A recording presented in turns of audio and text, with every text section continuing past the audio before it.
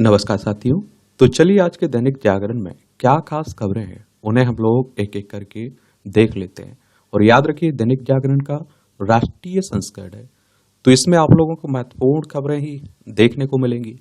मूल वेतन का 50% सुनिश्चित होगी पेंशन। हाल के जो चुनाव हुए थे इनमें विपक्ष की तरफ से पुरानी पेंशन स्कीम ओपीएस लागू करने का मुद्दा बनाने की केंद्र सरकार ने काट खोज निकाली और केंद्र सरकार के 23 लाख कर्मचारियों के लिए सरकार ने यूनिफाइड पेंशन स्कीम यानी कि यूपीएस लागू करने का फैसला किया है, जो मौजूदा एनपीएस के साथ ही लागू रहेगा। यूपीएस के तहत कर्मचारियों को 25 साल काम करने पर पूरी पेंशन मिलेगी और इसका फार्मूला यह है कि अगर कर्मचारी ने 25 वर्षों की सेवा दी और उसके अंतिम कार्यवर्ष के 12 महीनों के औसत मूल्य वेतन की 50% राशि बतौर पेंशन दी जाएगी। अगर सेवा काल 10 से 25 वर्ष का है तो पेंशन की राशि समानुपातिक आवंटन के आधार पर तय होगी। और इसमें आप देखते हैं कि 23 लाख केंद्रीय कर्मचारियों के लिए यूनिफाइड पेंशन योजना को कैबिनेट की मंजूरी मिली है। 99% से ज्यादा सरकारी कर्मचारियों को यूपीएस स्वीकार करने में फायदा। ए वैष्णव साहब कह रहे हैं एनपीएस के तहत सेवानिवृत्त कर्मचारियों को यूपीएस स्वीकार करने का विकल्प, कर्मचारियों पर कोई बोझ नहीं। सरकार ने अपना योगदान बढ़ाकर 18.5% कर दिया और इससे राज्य सरकारों के 90 लाख कर्मचारियों को भी हो सकता है फायदा। और खास बातें जानिए इसकी, यूपीएस में कर्मचारी को सुनिश्चित पेंशन मिलेगी, जबकि एनपीएस में बाजार में निवेशित राशि के हिसाब से पेंशन राशि मिलने की व्यवस्था है। सेवानिवृत्त कर्मचारी की मृत्यु होने पर उसके आश्रित यानी पति या पत्नी को पेंशन राशि का 60% सुनिश्चित पारिवारिक पेंशन के तौर पर दिया जाएगा। कर्मचारी का कार्य वर्ष चाहे जितना भी हो और उसकी पेंशन की न्यूनतम राशि 10,000 रुपये से कम नहीं होगी। और पेंशन की राशि को महंगाई के सूचकांक से जोड़ा गया, यानी खुदरा महंगाई दर बढ़ेगी तो पेंशन की आप देखिए राशि भी बढ़ेगी। महंगाई भत्ता के आधार पर पेंशन, पारिवारिक पेंशन और न्यूनतम पेंशन तीनों का निर्धारण होगा। सेवा में संपन्न हर 6 माह के लिए मूल वेतन की 10% राशि एकमुश्त मिलेगी, जो ग्रेच्युइटी के अलावा होगी। और मोटे तौर पर आप देखिए 30 वर्ष की सेवा के लिए 6 माह का वेतन अलग से सेवानिवृत्त होने पर मिलेगा। केंद्र के इस मॉडल को स्वीकार कर सकती हैं राज्य सरकारें। वैष्णव साहब ने बताया कि अगर राज्य सरकारें चाहें तो इसी आधार पर अपने कर्मचारियों के लिए भी पेंशन स्कीम लागू कर सकती हैं। ऐसा होता है तो राज्य सरकारों के 90 लाख कर्मचारियों को भी फायदा हो सकता है। स्पष्ट है कि चुनाव में मुद्दा बना रहे विपक्षी दलों पर अब यह जिम्मेदारी आएगी कि वे भी अपने राज्यों में तत्काल प्रभाव से इसे लागू करने की घोषणा करें। हरियाणा और जम्मू कश्मीर में चुनाव की घोषणा हो चुकी है। अगले 2 महीने में महाराष्ट्र और झारखंड में भी घोषणा होने वाली है। बाकी देखते हैं आप लोग क्या होता है इसमें। और यूपीएस में सुनिश्चित पेंशन, परिवार को पेंशन, सुनिश्चित न्यूनतम पेंशन, पेंशन की राशि की महंगाई दर के साथ जोड़ने और सेवानिवृत्ति के समय ग्रेच्युइटी के अलावा भी एक सुनिश्चित राशि के भुगतान की व्यवस्था की गई। एक तरह से आप देखिए यह पुरानी पेंशन स्कीम की तरह ही होगी, लेकिन अंतर सिर्फ इतना होगा कि ओपीएस में जहां कर्मचारियों को योगदान नहीं देना होता है, यूपीएस में नई पेंशन स्कीम की तर्ज पर ही 10% योगदान देना होगा। यूपीएस के लिए कर्मचारियों को कोई भी अतिरिक्त योगदान नहीं देना होगा, जबकि केंद्र सरकार की तरफ से पेंशन फंड में योगदान मौजूदा 14% से बढ़ाकर कितना कर दिया गया, 18.5% कर दिया गया।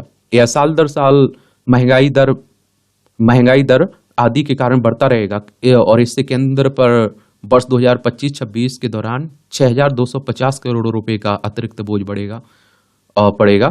और कैबिनेट के इस फैसले की जानकारी देते हुए केंद्रीय अश्विनी वैष्णव ने बताया कि यह योजना 1 अप्रैल 2025 से लागू होगा और इससे केंद्र सरकार के 23 लाख कर्मचारियों को क्या होगा, फायदा होगा।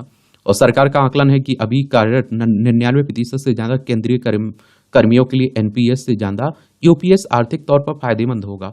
और एनपीएस वर्ष 2004 से लागू है और अब से अभी तक जितने सरकारी कर्मचारी सेवानिवृत्त हुए उनको यूपीएस के तहत पेंशन सुविधा लेने का विकल्प भी मिलेगा।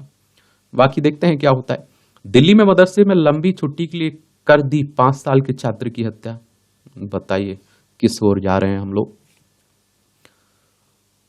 पूर्व प्रिंसिपल से सीबीआई के 25 सवाल, भ्रष्टाचार का केस भी दर्ज हुआ है। जो आप देखिए कोलकाता में महिला डॉक्टर के साथ दरिंदगी की गई है ना, उसी की बातें हो रही हैं। यह आप देखिए हमारा प्यारा भारत है, इसमें पश्चिम बंगाल है, कोलकाता इसकी राजधानी देखने को मिलेगी। ममता बनर्जी यहाँ की चीफ मिनिस्टर हैं, सीबी आनंद बोस यहाँ की राज्यपाल हैं, विधानसभा में आप देखेंगे 294 सीटें हैं, राज्यसभा में 16 सीटें हैं, लोकसभा में 42 सीटें हैं, 88,752 वर्ग किलोमीटर में फैला हुआ है। इसकी सीमा उड़ीसा, झारखंड, बिहार, सिक्किम, असम से लगती है। अंतर्राष्ट्रीय सीमा नेपाल, भूटान, बांग्लादेश से लगती है। और सीबीआई की बात करें तो सेंट्रल ब्यूरो ऑफ इन्वेस्टिगेशन की बात हो रही है। इसकी स्थापना कब हुई थी? 1 अप्रैल 1963 में हुई थी। नई दिल्ली में आप लोगों को हेडक्वार्टर इसका देखने को मिल जाएगा। मार्च 2026 तक नक्सलवाद से मुक्त हो जाएगा देश, हमारे होम मिनिस्टर साहब कह रहे हैं। नक्सलवाद पर गृह मंत्री ने की बैठक, बोले इसके खिलाफ लड़ाई अब अंतिम चरण में है। छत्तीसगढ़ में भाजपा सरकार आने के बाद रिकॉर्ड 147 नक्सली मुठभेड़ में ढेर हुए और 631 ने सरेंडर किया है।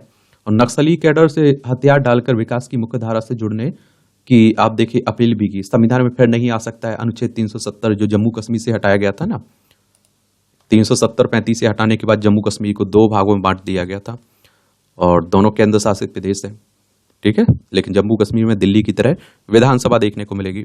छत्तीसगढ़ की बात करें तो यह है रायपुर इसकी राजधानी, इसकी सीमा आप देखिए मध्य प्रदेश, महाराष्ट्र, तेलंगाना, आंध्र प्रदेश, उड़ीसा, झारखंड, उत्तर प्रदेश से लगती है।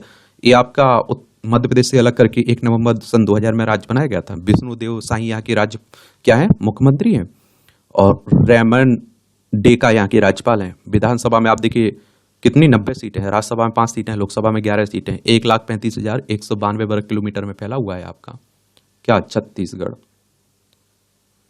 भारत यूक्रेन के रिश्तों में नहीं रहेगी रूस की फांस। ये आप देखिए पीएम नरेंद्र मोदी यूक्रेन की अपनी ऐतिहासिक यात्रा से स्वदेश लौट आए हैं। कीव में मोदी के 7 घंटे प्रवास के दौरान राष्ट्रपति व्लादिमीर जेलेंस्की के साथ हुई वार्ता के साथ ही भारत ने स्पष्ट कर दिया कि यूक्रेन के साथ उसके रिश्तों में अब रूस फांस नहीं रहेगी। वर्ष 2014 में कीमिया विवाद के बाद से ही भारत और यूक्रेन के रिश्तों में तनाव था। ये आप देखिए, ये हमारी प्यारी पृथ्वी है, इसमें आप देखिए रूस है, यूक्रेन है, पोलैंड है, ये हमारा प्यारा भारत है। असम में हिरासत से भागा दुष्कर्मी का आरोपित तालाब में कूदा, मौत हो चुकी है। क्या इनके बारे में बोल रहे हैं आप देखिए किस तरह से घटनाएं हो रही हैं, बड़ी चिंता की बात है। भारतीय क्रिकेट के गब्बर का संन्यास, अब देखिए आप देखेंगे भारतीय क्रिकेट के गब्बर ये शिखर धवन ने शनिवार को क्रिकेट के सभी प्रारूपों से इन्होंने संन्यास ले लिया है। अमेरिका ने भारत को सोनोवाय बिक्री की दी मंजूरी। ये आप देखिए समुद्र में भारत की ताकत और बढ़ने वाली है। अमेरिका के विदेश मंत्री एंटनी ब्लिंकन ने भारत को पनडुब्बी रोधी सोनोवाय और संबंधित उपकरणों की संभावित विदेशी सैन्य बिक्री को मंजूरी दे दी है। इसकी अनुमानित लागत 5 करोड़ 28 लाख अमेरिकी डॉलर होगी। मेगा बिजली ट्रांसफर बनाएंगे भारत और अमेरिका। भारत में बिजली की खपत जिस तेजी से बढ़ रही है उसे देखते हुए यहाँ मेगा बिजली ट्रांसफार्मर की जरूरत महसूस हो रही है, लेकिन भारत के पास इस तरह के ट्रांसफार्मर बनाने की प्रौद्योगिकी नहीं है। अब अमेरिका ने इस क्षेत्र में मदद करने की पहल की हुई है। स्वदेशी दूरबीन से ब्रह्मांड के रहस्यों को सुलझाएगा भारत।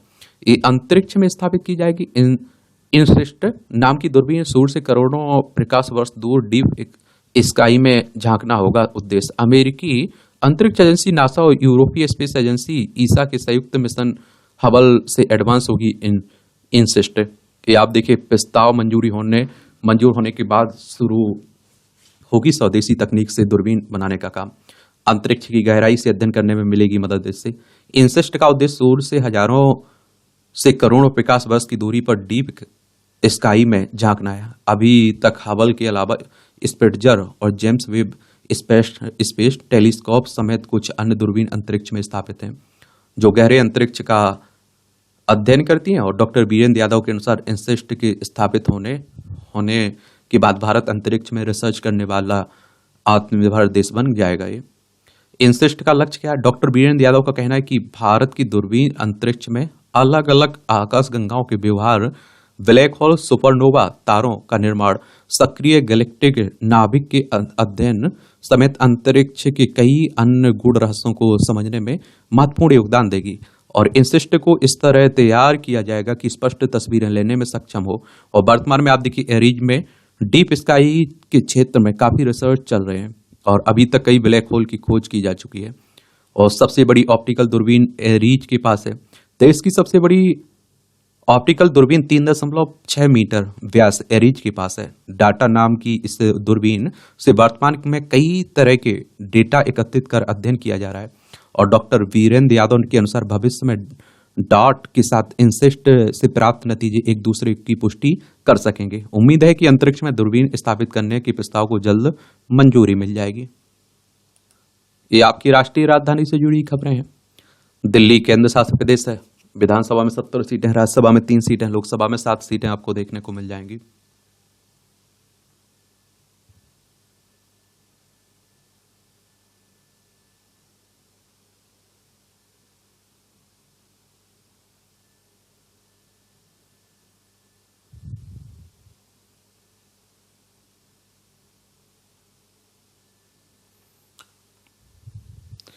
वर्जनाओं को तोड़ अंगदान करने का संकल्प ले रहे हैं मुस्लिम युवा। और एक अभियान के तहत 400 मुस्लिम युवा युवतियों ने लिया अंगदान का संकल्प। मुस्लिम समाज में धारणा है कि जिंदगी के बाद यह गैर जरूरी अंगदान नाजायज है। एक और आपको बता दूं, देखिए हमारे देश में बहुत सारे लोगों की मौत इसलिए हो जाती है क्योंकि अंग ना मिलने के कारण। आप देखते हैं किडनी, लीवर, आंख से आप देख लीजिए कई इस तरह के अंग। अब देखिए भगवान ना करे, अगर मान लीजिए मैं अपना उदाहरण दे देता हूं, अगर मेरी मौत किसी भी कारण से दुर्घटना में हो जाती, समय से पहले हो जाती है, अब ये शरीर मेरे परिवार का तो किसी काम का बचेगा नहीं, मेरे काम का भी नहीं बचेगा। अगर मेरा परिवार इस शरीर को दान कर देता है तो बहुत सारे लोगों को जिंदगी मिल जाएगी, जीवन मिल जाएगा। लेकिन हमारे देश में आप देखते हैं जागरूकता कम है और बहुत सारी परंपराएं हैं, मान्यताएं हैं, इसलिए आप देखते हैं कि दफना देते हैं या जला देते हैं, शरीर को दान ही नहीं किया जाता है। वैश्विक मीडिया में छाया रहा पीएम मोदी का यूक्रेन दौरा। न्यूयॉर्क टाइम्स ने यूक्रेन कूटनीति की दिशा में एक कदम बढ़ाया। बीबीसी ने कहा कि यह यात्रा भारत की स्वतंत्र विदेश नीति को दर्शाता है। मॉस्को टाइम्स ने कहा कि यात्रा को व्यापक संदर्भ में देखा जाना चाहिए। 11वीं और 12वीं के छात्रों को विज्ञान तकनीक में इंटर्नशिप का मौका। विज्ञान धारा नाम से नई स्कीम का ऐलान। स्कीम पर 5 वर्षों में 10,500 करोड़ रुपए से अधिक होने की खर्च हो रही है बातें। चलिए अच्छी बात है। युवाओं को पढ़ाई के साथ रोजगार के जोड़ने में जुटी केंद्र सरकार ने शनिवार को इस दिशा में एक और अहम फैसला लिया है। और कैबिनेट के फैसले की जानकारी देते हुए केंद्रीय मंत्री अश्विनी वैष्णव ने बताया कि विज्ञान धारा इसकी के कुल 5 स्तंभ है। इनमें आप देखिए पहला 11वीं 12वीं में पढ़ने वाले छात्रों को शोध और इनोवेशन के क्षेत्र में इंटर्नशिप प्रदान करना और स्नातक व परास्नातक पर फेलोशिप व डॉक्टरेट के अवसर मुहैया कराना है। दूसरा, शोध और इनोवेशन के क्षेत्र में अंतर्राष्ट्रीय सहयोग को मजबूती देना और तीसरा, संयुक्त शोध व प्रोजेक्ट को ज्यादा से ज्यादा मंजूरी देना ताकि देश के विज्ञानी यहीं रहकर किसी क्षेत्र में एक साथ मिलकर काम कर सकें। चौथा, समाज की जरूरत से जुड़े मुद्दों पर नए नए शोध और प्रोजेक्ट को शुरू करना और पांचवा है शोध को आगे बढ़ाना शामिल है। चलिए अच्छी बात है। और बायोटेक्नोलॉजी को मजबूत देने को नई नीति। बायोटेक्नोलॉजी के क्षेत्र में बड़ी संभावना को देखते हुए कैबिनेट ने शनिवार को बायोटेक्नोलॉजी फॉर इकोनॉमी, एनवायरमेंट और एम्प्लॉयमेंट नीति बनाने का ऐलान किया है, जो सरकार की नेट जीरो और पर्यावरण के अनुकूल जीवन शैली जैसे पहलों को मजबूत देने का काम करेगी। सेना प्रमुख बोले कि मणिपुर में विश्वास शांति सुनिश्चित करना मुख्य उद्देश्य है। ये आप देखते हैं कि राज्य में सुरक्षा हालात की समीक्षा की आप देखते हैं मुख्यमंत्री बीरेंद्र सिंह ने से मिले और सुरक्षा एजेंसियों के बीच बेहतरीन समन्वय पर जताई खुशी। ये आप देखिए मणिपुर की बात हो रही है। इम्फाल इसकी राजधानी आपको देखने को मिल जाएगी, इसके बारे में भी याद रखिएगा। और देखिए इसकी सीमा नागालैंड, असम, मिजोरम से लगती है। अंतर्राष्ट्रीय सीमा इसकी म्यांमार से लगती है। और आप देखें 1972 में राज्य बनाया गया था। विधानसभा में आप देखिए 60 सीट है, राज्यसभा में 1 सीट है, लोकसभा में 2 सीटें हैं। 22,327 वर्ग किलोमीटर में फैला हुआ है। लक्ष्मण आचार्य यहाँ के राज्यपाल हैं, एन बीरेंद्र सिंह यहाँ के मुख्यमंत्री हैं। अब हिमाचल में सीएम के प्रधान सलाहकार अब लेंगे मात्र ₹1 वेतन। ये आप देखिए गोकुल बुलेट ने प्रदेश सरकार से मिलने वाला 2.5 लाख रुपए मासिक वेतन छोड़ दिया है। अब वह हर माह के वेतन के रूप में ₹1 टोकन मनी के रूप में लेंगे। ये आप देखिए हिमाचल प्रदेश पर करीब 85,000 करोड़ रुपए का रेट है ना, और इस पर प्राकृतिक आपदाएं और नुकसान कर रही हैं, तो उसी को ध्यान में रखते हुए आभा और रूढ़ियों से लड़ लखपति दीदी बनी बुंदेलखंड की महिलाएं। घर की देहरी लांग आत्मनिर्भरता की राह पर चल पड़ी महिलाएं। अच्छी बात है। पीएम मोदी ने रविवार को महाराष्ट्र के जल गांवों से देश भर में 11 लाख लखपति दीदी यानी महिला स्वयं सहायता समूह से जुड़ी और उन महिलाओं को प्रमाण पत्र वितरित करेंगे। अब बच्चों को छठी कक्षा से पढ़ाया जाएगा कौशल विकास। एनसीईआरटी ने कौशल बोध नाम से जारी किया पाठ्य पुस्तक और स्कूलों को नई पाठ्य पुस्तकों अपनाने की एडवाइजरी भी जारी की है। और एनईपी की योजना को तेजी से लागू करने की कोशिश हो रही है।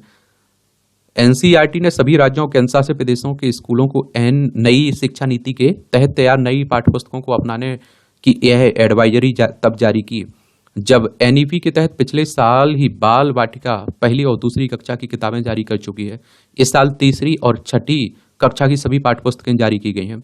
यह बात अलग है कि छठी की कुछ पाठ्यपुस्तकों को जारी करने में थोड़ी देरी हुई है, लेकिन इसके बाद भी वैसे स्कूलों तक समय पर पहुंचाने और एनईपी की योजना के तहत इसी सत्र से ही लागू करने में जुटा हुआ है। देखिए, एनसीईआरटी किताबें तो आप लोगों से पढ़ने के लिए कही जाती हैं कि नहीं कही जाती हैं, और एक संस्था है एनसीईआरटी, और आप देखिए बड़ी रिसर्च करके ये किताबें लिखी जाती हैं, इसलिए कहते हैं इसमें बड़े भरोसेदार आंकड़े होते हैं। 1 सितंबर 1961 में स्थापना हुई थी। नई दिल्ली में हेडक्वार्टर आपको देखने को मिल जाएगा।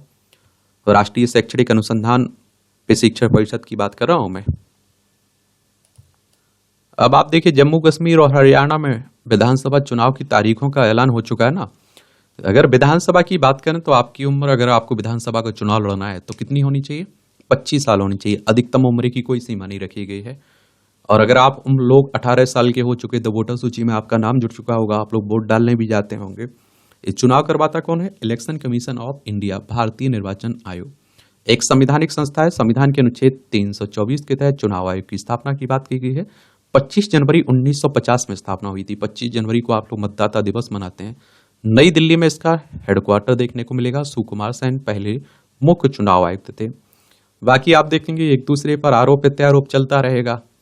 इस पार्टी से उस पार्टी में नेता आते जाते रहेंगे, ये सब होता रहेगा। अपनी अपनी घोषणाएं भी करते रहेंगे, ये भी होता रहेगा। कोई फ्री की रेवड़ी बांटने की बात करेगा, कुछ और करने की बातें करेगा।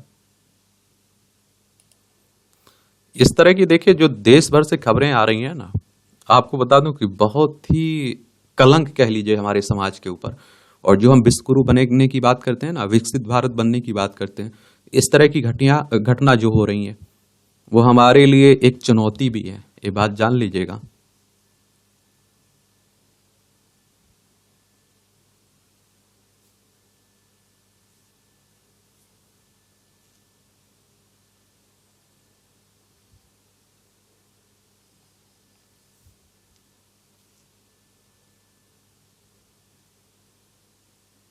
ये उत्तर प्रदेश में आप देखते हैं कि सिपाही भर्ती परीक्षा, और ये पिछली बार लीक हो गया था ना पेपर। फैमिली ट्री ने 20 वर्ष बाद जापानी पुत्र को भारतीय पिता से मिलवाया। यूनिवर्सिटी से मिले असाइनमेंट से प्रेरित होकर अमृतसर में पिता के घर पहुंचाए। अच्छी बात है।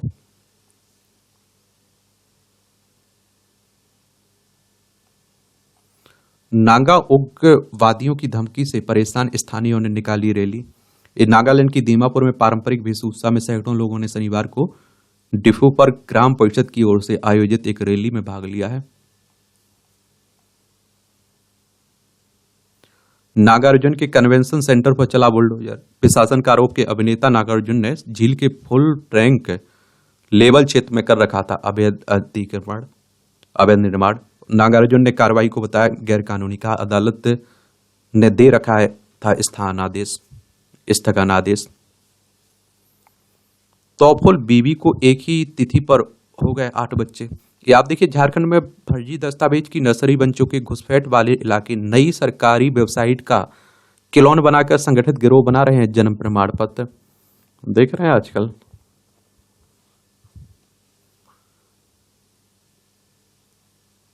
ये आप देखते हैं कि क्या है कि बांग्लादेश से आकर यहाँ बस जाते हैं लोग और फर्जी जन्म प्रमाण पत्र बन जाते हैं। सब कुछ फर्जी बन जाता है। हमारे देश में बड़ा आसान है ना इस तरह की फर्जी प्रमाण पत्र बनवाना। आज रविवार है तो रात 9 बजे आइएगा आप लोग, जरूर लाइव जुड़ेंगे हम लोग। पहाड़ सी चुनौतियों से जीत बनाया तीरंदाजी मैदान। ये आप देखिए, हॉकी के जादूगर मेजर ध्यानचंद की स्मृति में 29 अगस्त को खेल दिवस मनाया जाता है।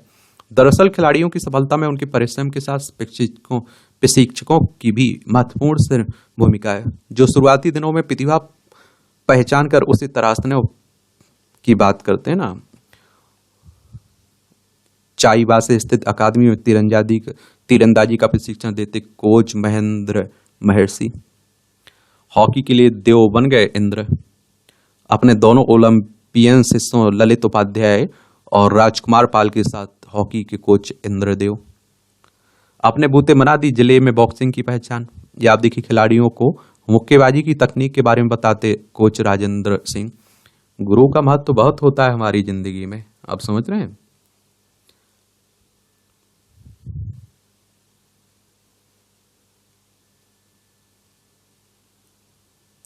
पेट में चीरा लगाने के बाद रोक दिया ऑपरेशन। हेलीकॉप्टर से 250 किलोमीटर दूर एम्स पहुंचाया। चमोली जिले में अस्पताल में मरीज की जान बन गई, अब एम्स में भर्ती है। ऑपरेशन शुरू करने के बाद खून अधिक देख डॉक्टर और स्टाफ के हाथ पांव फूल गए। रामलला की आरती भी कर रहे हैं विदेशी भक्त। त्रिपुरा में बाढ़ से 15,000 करोड़ रुपए का नुकसान हुआ, मुख्यमंत्री कह रहे हैं। देखिए, त्रिपुरा है, अगरतला इसकी राजधानी से बांग्लादेश 3 तरफ से घेरे हुए, इसकी सीमा असम और मिजोरम से लगती है। दोबारा इस्तेमाल होने वाले पहले हाइब्रिड रॉकेट रूमी का सफल परीक्षण। स्टार्टअप स्पेस जॉन इंडिया ने मार्टिन ग्रुप के साथ चेन्नई से लॉन्च किया इसे, और इसे वापस लाने के लिए टीम तैनात। यह दोबारा इस्तेमाल होने वाला रॉकेट है।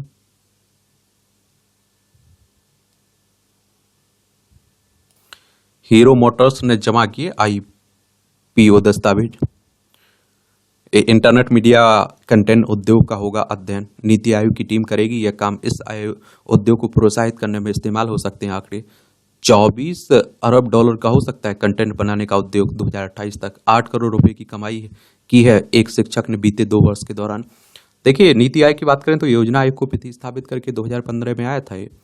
और आप देखिए, महानगरों के मुकाबले मझोले और छोटे शहरों में कंटेंट उद्योग के विस्तार की ज्यादा संभावना है। भारतीय कंटेंट उद्योग के विस्तार से रोजगार के भी बड़े अवसर सृजित होंगे। 78% कंटेंट क्रिएटर अर्ध शहरी व ग्रामीण क्षेत्रों से हैं। आईपीओ से पहले 15 अरब डॉलर की कंपनी बनना चाहती है स्विगी। दिग्गज फूड डिलीवरी प्लेटफॉर्म है ना स्विगी, तो उसी की बात हो रही है। विकसित भारत के लिए श्रम बल में जोड़नी होगी 40 करोड़ महिलाएं। 2047 तक महिला श्रम बल भागीदारी कर दोगुना करनी होगी। महिलाओं के नौकरी खोने की संभावना भी 7 गुना ज्यादा है। लाखों ट्रेडमार्क निरस्त होने का खतरा। संविदा वाले अफसरों ने किया था पंजीकरण, कोर्ट ने गलत बताया। Controller general of patents and trademark समीक्षा की टीम बनाई गई। अवैध ट्रेडमार्क के मूल्यांकन के लिए कमेटी गठित करने की बात हुई है। केंद्र ने आभूषण निर्यात पर शुल्क वापसी की दर घटाई है। सरकार ने सोना और चांदी के आभूषणों के निर्यात पर। अमेजॉन ने सेलर्स की फीस 12% तक घटाई। ई कॉमर्स कंपनी है ना।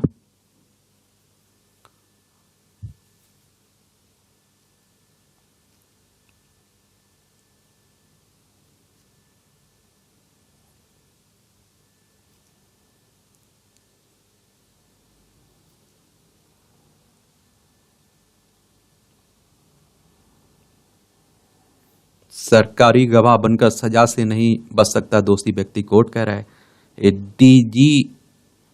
डीजेबी से जुड़ा मनी लॉन्ड्रिंग प्रकरण। राउज एवेन्यू कोर्ट ने सरकारी गवाह बनने की सीए तेजेंद्र पाल सिंह की याचिका खारिज की है।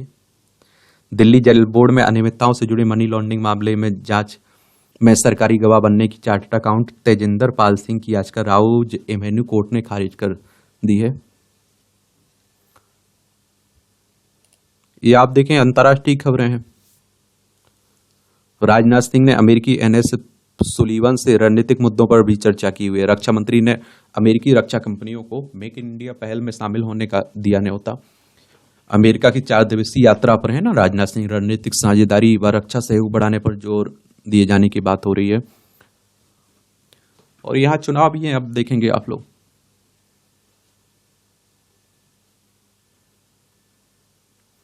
मेटा ने ईरान से जुड़े हैकरों के व्हाट्सएप अकाउंट पर प्रतिबंध लगाया। ये सैन्य श्रेष्ठता के लिए नई युद्ध नीति बना रहा है चीन। अमेरिका को सामने रखकर की जा रही सैन्य तैयारी।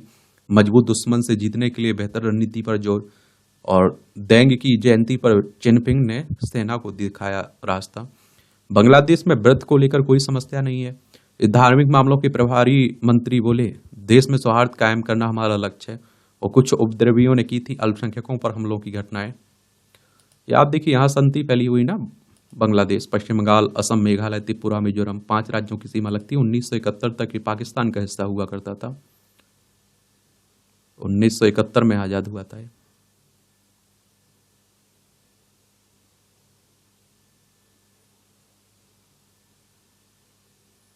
यूक्रेन की स्वतंत्रता दिवस पर मॉस्को और कीव के बीच संघर्ष तेज।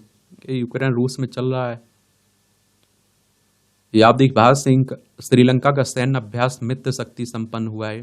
भारतीय और श्रीलंकाई सेना का वार्षिक द्विपक्षीय सैन्य अभ्यास मित्र शक्ति संपन्न हो गया। भारतीय उच्चायुक्त ने शनिवार को यह जानकारी दी। इस अभ्यास का उद्देश्य दोनों देशों की सेनाओं की अंतर संचालन क्षमता और आपसी समझ को बढ़ाना है। और श्रीलंका के मोड्रो ओया स्थित सैन्य प्रशिक्षण स्कूल में 12 अगस्त को शुरू हुआ सैन्य अभ्यास 2 सप्ताह तक चला। ये आप देख लीजिए, श्रीलंका है, पाक जलमरू मन्नार की खाड़ी, इसके बीच देखने को मिलेगी भारत श्रीलंका के बीच। लाहौर में राजगुरु की 116वीं जयंती मनाई गई। भगत सिंह मेमोरियल फाउंडेशन पाकिस्तान ने लाहौर में स्वतंत्रता सेनानी शहीद राजगुरु की 116वीं जयंती मनाई है।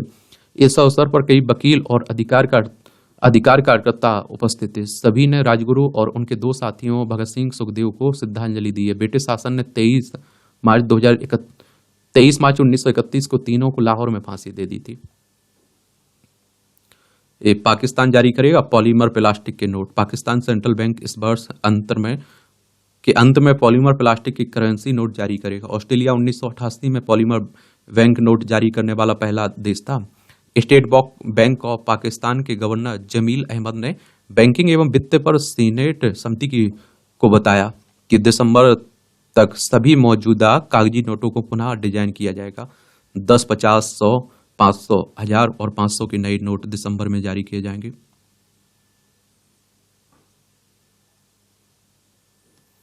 ये आप देखिए, कनाडा में मॉन्ट्रियल के पास कहाना वेक क्षेत्र में 138 मीटर लंबा एक मालवाहक जहाज फंस चुका है।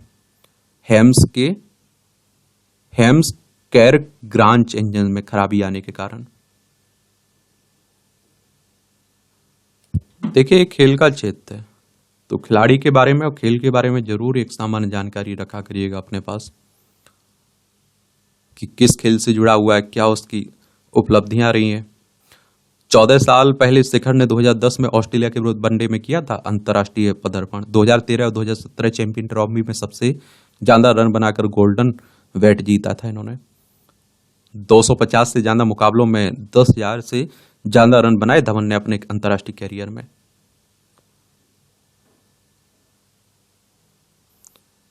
गुकेश प्रज्ञानंद ने फिर खेला ड्रा, फिरोजा को बढ़त। आप देखेंगे, ग्रैंड मास्टर है। भारत को एशियाड में पहली बार मिला सर्फिंग कोटा। जसपूरन कांस्य पदक की दौड़ में बाकी हारे। मनु संघ अभ्यास का कम मौका मिला, सरबजोत कह रहे हैं। ये आप देखते हैं कि पेरिस ओलंपिक में इन्होंने कांस्य पदक जीता ना। भारतीय महिला टीम पर टेस्ट में हार का खतरा है। ऑस्ट्रेलिया ये महिला टीम के स्पिनरों ने औपचारिक टेस्ट मैच के तीसरे दिन शनिवार को यहां भारत की दूसरी पारी में शिकंजा कस दिया, जिससे टीम पर हार का खतरा मंडरा रहा है। सारा विशाल बने चैंपियन।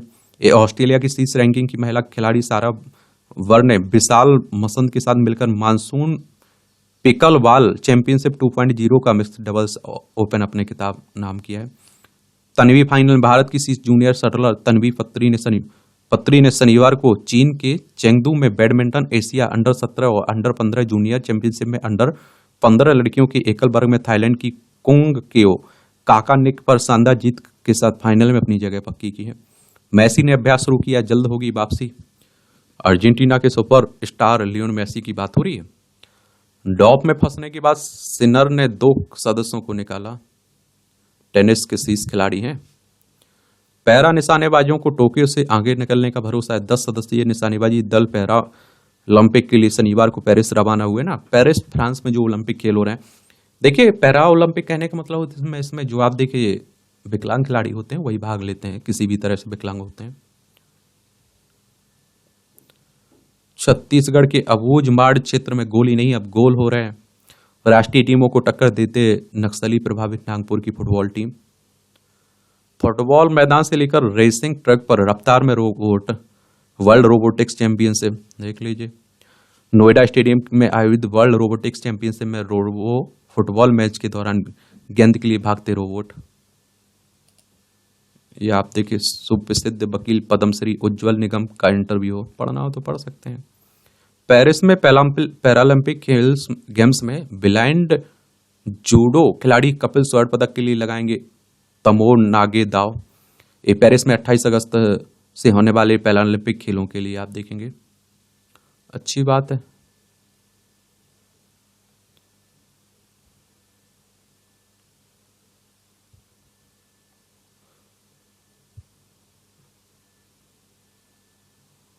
साहस, सब्र और सबीना। ये हाल ही में तमिलनाडु के रहने वाली नर्स ए सबीना ने केरल के वायनाड में भूस्खलन के बाद चलियार नदी की बाढ़ में फंसे बहुत से लोगों की मदद के लिए अपनी जान की बाजी लगा दी। वहां मौजूद कुछ लोगों ने उनका वीडियो बना लिया और जो इंटरनेट मीडिया पर खूब प्रसारित हुआ। तमिलनाडु के मुख्यमंत्री को इस बारे में पता चला और उन्होंने उनके इसका साहसिक कारनामे से प्रभावित होकर उन्हें कल्पना चावला अवार्ड से सम्मानित किया है। अच्छी बात है। री हो लांग बनी फुटबॉल रेफरी। मेघालय की रहने वाली 34 साल की रेओल हांग धर को डोमिनिकन गणराज्य में होने वाले फीफा अंडर 17 महिला विश्व कप के लिए सहायक रेफरी के रूप में चुना गया। फीफा अंडर 17 महिला विश्व कप के लिए चुनी जाने वाली वह दूसरी भारतीय सहायक बनी है। यहाँ भी आपको जनरल नॉलेज की जानकारी मिल जाती है, परीक्षा के पॉइंट ऑफ व्यू से भी पॉइंट मिल जाते हैं। दुनिया के सामने आया गैलीलियो का टेलीस्कोप। गैलीलियो ने 1609 में आज ही अपना टेलीस्कोप वेनिस के सेनेट सदस्यों के सामने पेश किया। ये टेलीस्कोप किसी भी वस्तु को 8 गुना तक बड़ा दिखाने में सक्षम था और इसने ब्रह्मांड और ग्रहों को लेकर आम लोगों की समझ को पूरी तरह से बदल दिया और इससे काफी कई जानकारियां मिली हैं। और सेना के भारतीयकरण के लिए उठाया पहला कदम। 1917 में आज ही ब्रिटिश शासन में सेना के भारतीयकरण की दिशा में पहला कदम उठाया गया और 7 भारतीयों को इन्फेंट्री और कैवेलरी में किंग्स कमीशन दिया गया। 2 और भारतीयों को किंग्स कमीशन मिला। इससे पहले वे अस्थायी कमीशन पर थे। विनेश ने एशियाई खेलों में स्वर्ण जीत कर रचा था इतिहास। ये आप देखते हैं कि महिला पहलवान विनेश फोगाट का जन्म 1994 में आज ही हरियाणा के भिवानी जिले में हुआ था। विनेश का परिवार कुश्ती से जुड़ा हुआ था। चाचा महावीर फोगाट ने कुश्ती का प्रशिक्षण मिला। विनेश फोगाट 2018 में एशियाई खेलों में स्वर्ण पदक जीतकर यह उपलब्धि हासिल करने वाली पहली भारतीय महिला पहलवान बनी। 2018 में ही राष्ट्रमंडल खेलों में स्वर्ण पदक जीता। 2019 में विश्व कुश्ती चैंपियनशिप में कांस्य पदक जीता। 2016 में भारत सरकार ने अर्जुन पुरस्कार से सम्मानित किया था। लटके हुए हिमखंड पर प्रस्तुति। ये लंदन में शनिवार को Greenwich and Docklands अंतर्राष्ट्रीय महोत्सव के दौरान 8 घंटे का एक ऐसा हवाई शो हुआ जिसमें आप देखिए क्रेन एवं इस्पात में के 4 केबल के सहारे लटके 2.5 टन के हिमखंड का प्रस्तुति दी गई। यह प्रस्तुति काफी आकर्षक है जो लोगों को काफी रोमांचित कर रहा है और इसके माध्यम से पूरी दुनिया में जलवायु परिवर्तन पर यथाशीघ्र कार्रवाई की आवश्यकता को रेखांकित किया गया है। सुनीता व बिलमोर हो सकता है स्पेस एनीमिया। ये मिशन के बढ़ने के कारण माइक्रोग्रेविटी के संपर्क में आने से अंतरिक्ष में खून की कमी होने की संभावना है। स्पेस एक्स के ड्रैगन क्रू कैप्सूल से सुनीता व बिलमोर फरवरी 2025 तक लौटेंगे। ये आप देखिए अंतरिक्ष में बने हुए हैं ना।